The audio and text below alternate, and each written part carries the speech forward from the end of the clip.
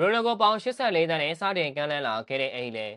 ပရိသတ်များလုံးဝမင်္ဂလာများဟဲ့လိုက်မြန်မာစပေါ့ရဲ့ Facebook page နဲ့ YouTube channel ကနေပြန်လည်ကြိုလိုက်ပါတယ်။ဘယ်လိုအသင်းဟာဘရူနိုဖာနန်တဲ့ရဲ့အပြောင်းအရွှေ့ကိစ္စနဲ့ပတ်သက်လို့ Sorry ကလပ်အိမ်လေကနေကမ်းလှမ်းမှုတွေကိုလက်ခံရရှိခဲ့တယ်လို့သိရပါတယ်။ဗီလာကို2ဂိုးပြည့်နဲ့နိုင်ရရှိခဲ့ပြီးယခုနှစ်ဘောလုံးရာသီကိုအနိုင်ရလက်နဲ့ပိတ်သိမ်းနိုင်ခဲ့ပြီးတဲ့နောက်မယ်ယူလူစင်းထဲမှာကစားမအပြောင်းအရွှေ့ကိစ္စတွေတော်တော်လေးလုံးလုံးခက်ခက်ဖြစ်လာခဲ့ပါတယ်။ဗီလာနဲ့ပွဲစဉ်ပြီးမှာတော့ Eriksen, Ivan, Lindelof တို့ကကလပ်နဲ့အပေးတိုင်လမ်းခွဲသွားခဲ့ကြပြီဖြစ်ပါတယ်။ဆက်လက်ပြီးတော့ Bruno အပါအဝင်ကစားမတော်တော်များများကအသင်းရဲ့အယောင်းစင်းထဲမှာပါရှိနေပါတယ်။ Bruno ကတော့ Sorry ရဲ့ကာလရှည်ပြစ်မဲ့ကစားမလည်းဖြစ်ပါတယ်။ဆာလာကိုမခေါ်နိုင်ခဲ့တဲ့အိမ်လေက Bruno ကိုခေါ်ယူဖို့အတွက်တင်ထားသမျှဘတ်ဂျက်တွေအားလုံးကိုကင်ပြီးတော့ခြေလန်းတွတ်တွတ်နဲ့လှုပ်ရှားလာပါတယ်။အခုဆိုရင်တော့အိမ်လေဘက်က Bruno ရဲ့အေဂျင့်ကနေတဆင့်ကစားမနဲ့ပုံကိုရေးဆိုင်ရာသဘောတူညီမှုရယူဖို့အတွက်တောက်ချောက်စ조사နေတဲ့အပြင်မန်ယူအသင်းထံကပါကမ်းလှမ်းမှုတွေပြုလုပ်လာခဲ့ပြီဖြစ်ပါတယ်။ပထမအချိန်အပြင်အိမ်လေက Bruno ရဲ့ပြောင်းရွှေ့ခြင်းအပြင်မန်ယူအသင်းထံပေါင်84တန်းနဲ့ကမ်းလှမ်းလာခဲ့တယ်လို့သတင်းတွေထွက်ပေါ်လာခဲ့ပါတယ်။မန်ယူဘက်ကသဘောမတူဘူးဆိုရင်အိမ်လေဘက်ကပေါင်တန်း100ပေါင်တန်း120နဲ့ပေါင်တန်း150တိဇက်တိုက်တိုးမြင့်ကမ်းလှမ်းသွားဖို့လည်းစီစဉ်ရေးဆွဲထားပြီးဖြစ်ပါတယ်။ဒါကြောင့်မန်ယူနဲ့ဘရူနိုတို့ရဲ့အနာဂတ်ဟာလက်ရှိအချိန်မှာတော့အပြောင်းအရွှေ့မပိတ်မချင်းတိတ်ပြီးမသေးကြဘူးလို့ပဲပြောမှာပါပဲ။